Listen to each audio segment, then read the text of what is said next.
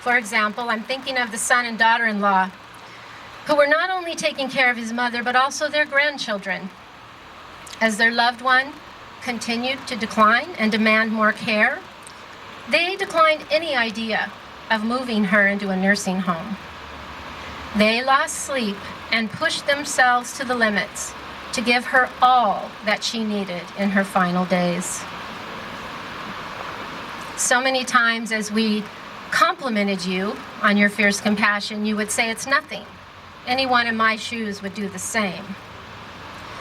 And we would remind you that that wasn't true, and that what you were doing to provide that personal care was truly spectacular. We were witnesses to the emotional roller coaster of choosing hospice care.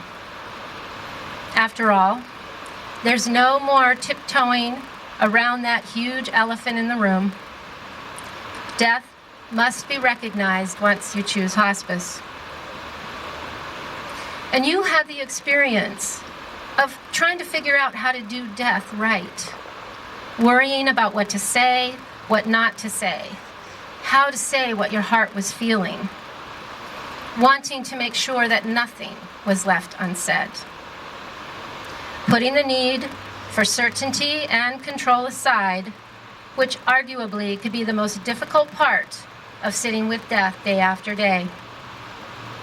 We found you to be able to smile when perhaps you felt like crying or yelling, or maybe even in those most difficult days feeling like throwing something, and yet you kept on, telling others around you that everything would be okay, telling your loved one that it's okay to go.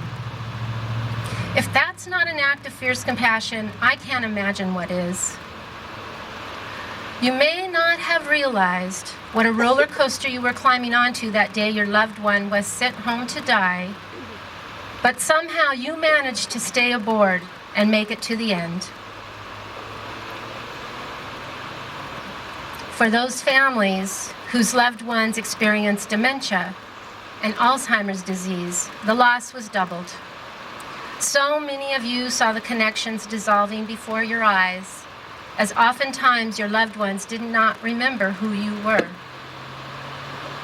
At those times, I was blessed by your ability to continue on, to show such love and such commitment in spite of receiving no rewards or thank yous.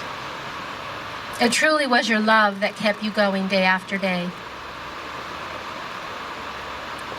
I imagine that all of us sitting here today are aware that death is not just physical or emotional.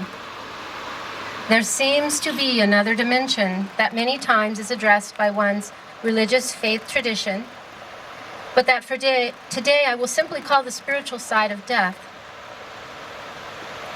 Oftentimes when I come into a home where someone is dying, I find there may be conflicting needs.